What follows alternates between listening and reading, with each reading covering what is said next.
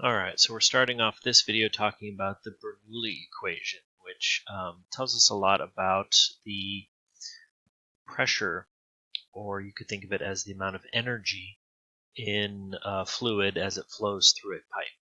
So essentially, it's telling us that the subscripts 2 here, P2 1/2 PV squared to rho GY to are all equal to the ones with subscripts 1. P1 1/2 rho V squared 1, rho GY 1. So essentially that's saying that we have fluid flowing into a pipe. The amount of pressure, total amount of pressure coming out the other end will be the same when we look at all three of these things. Number one, just pressure alone, just the pressure that the fluid exerts on the walls of the pipe that it's flowing through. Then we have 1/2 rho V squared. This can be thought of in a way as the kinetic energy that the fluid has. It's very similar to the equation for kinetic energy, which is 1/2 mv squared. So it's 1/2 density times v squared. And then the third thing we have here is somewhat similar to potential energy, rho gy. This is a lot like the formula for potential energy. So here the height is going up. Okay, so it's increasing in this rho gy. Okay, and the area is getting smaller, which means the velocity is going to get bigger. Okay, so this is going to go up, which means the pressure is going to go down to keep everything balanced out. So again, one thing that Bernoulli's equation tells us is that as the fluid flowing through a pipe increases in velocity, the pressure goes down. And that seems to be the opposite of what a lot of people expect. I think maybe because if you've ever put your thumb over the end of a garden hose to increase the velocity of the fluid coming out, you might think that you're increasing its pressure, but you're actually decreasing the pressure. You are increasing the velocity. The velocity is increasing, but increased velocity means a decrease in pressure. One of Bernoulli's contemporaries was a guy named Torricelli, and he basically has a variation of the Bernoulli theorem here, and this is if you have a very large reservoir of fluid, such that if we drain fluid out of the container, this height is not going to significantly decrease. If that's the case, then the 1/2 rho v1 squared plus rho gy is going to be equal to rho gy2. And we can solve this equation for velocity. So this is the useful form of Torricelli's theorem. If we want to know how fast the fluid is going to come out of this vessel, it's going to be equal to the square root of 2g times the difference in height, y2 minus y1. So Bernoulli's theorem has lots of practical applications, and it's not just water flowing through a pipe. It's any type of fluid that is flowing. And the idea that something with a fluid with a higher velocity is going to have lower pressure. What we're looking at here is a profile of an airplane wing. And as air flows across that shape, we're going to have faster air going across the top than across the bottom. High velocity means low pressure. And so we have a pressure differential that is going to cause lift. We're going to have more pressure on the bottom than we have on the top, and that's going to cause the airplane to fly. I've often wondered how it is that sailors like Columbus or the other ancient explorers were able to sail across the Atlantic sometimes when the wind was very nearly in their face. And the way that sailboats work is, again, taking advantage of this idea that a faster moving fluid has less pressure. So if a ship points itself into the wind, the sails, the jib sail and the mainsail here, almost act like airplane wings. We have a faster moving fluid on the left, in this case, a slower moving fluid on the right, which is going to cause a pressure differential. It's going to push the ship to the left. Now, it would just move to the left if it weren't for the fact that the bottom of the ship has a keel. The way it's shaped, the bottom of the ship is pointed. Okay, and this acts like a knife blade cutting into the water, and therefore when the wind comes down in this direction,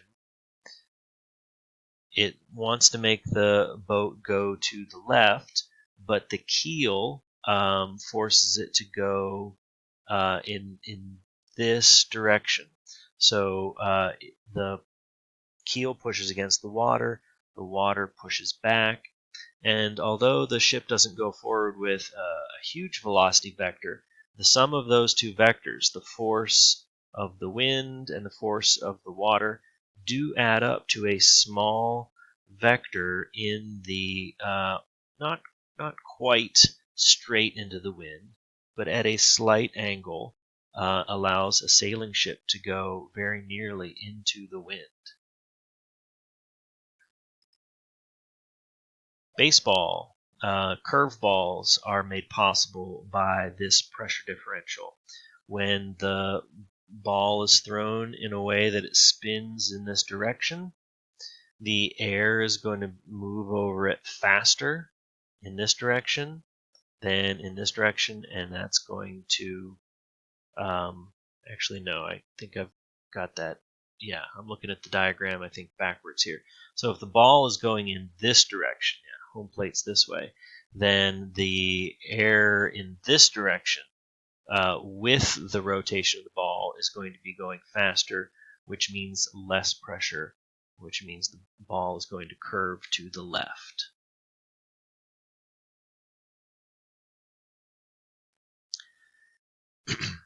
These are examples of Venturi meters. They can be used to measure the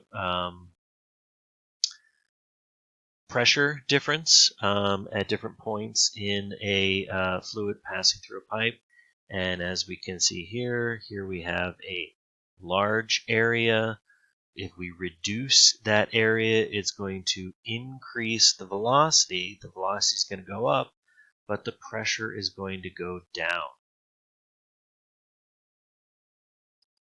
Another interesting application of the Bernoulli effect is that burrowing animals typically have two openings in their burrows. One reason for that, of course, is they're being pursued by a predator. They can possibly escape out the other end of the burrow. But the other reason is so that as the wind blows across the tops of the two ends, if they are at slightly different heights, the wind will be at different velocities here. When wind crosses the top of a hill, it actually speeds up. So the wind would be going faster across this top, which would cause a lower pressure, which would pull fresh air in this direction, allowing the burrowing creature to get fresh air to breathe.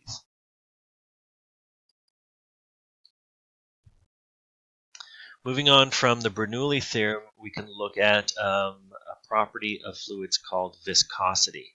So viscosity is a lot like friction.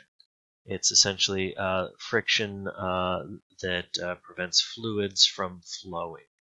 So if we have a plate sitting on top of a bed of fluid and another plate below it, and we have to apply a force to get this plate to move, the thing that's going to slow it down and prevent it from sliding to the side is going to be the viscosity of the fluid. So fluids that have high viscosity are going to be very thick, and they're not going to want to flow easily.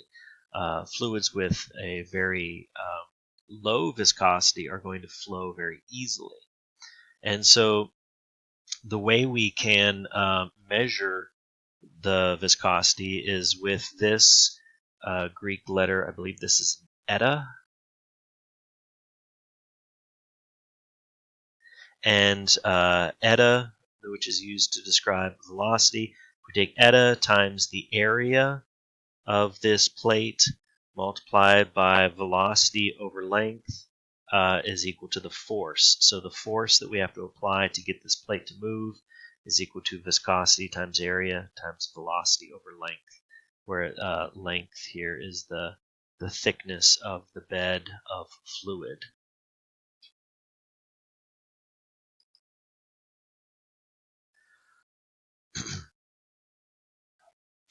So another application of viscosity comes from this French scientist. I always have a hard time pronouncing his name. I believe it's Poiseuille. And Poiseuille was, I think he was actually looking at the flow of blood through the veins. I think he might have been a medical guy. And he's the one that came up with this equation for fluids flowing through a cylindrical tube. Q is the flow rate. That's equal to pi r to the fourth, where r is the radius of the tube. P1 minus P2 is the pressure difference at one point versus another point further down the tube, divided by 8 times the coefficient of viscosity, times L being the length between the 2 points in question. So this is a very useful equation for calculating the flow rate of a fluid if you know what the fluid is and you know what its viscosity is.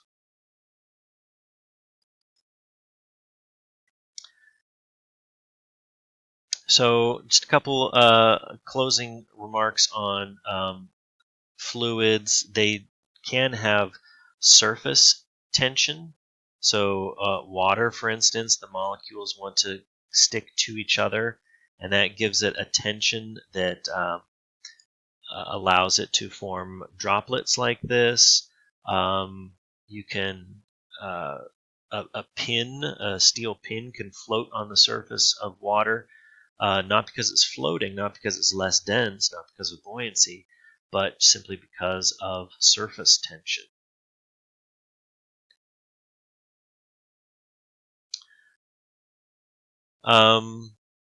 Water tends to stick to and cling to other surfaces. So if you look real closely at the edge of water in a container, you may see it essentially sticking to the sides of it like this. Mercury has a tendency to do the opposite. It has more of a tendency to stick to itself. And so you may see it actually come down at a slight angle in the other direction. And it looks like I'm about out of time here, so was hoping to wrap up this chapter with this video, but it will have to wait until the next one.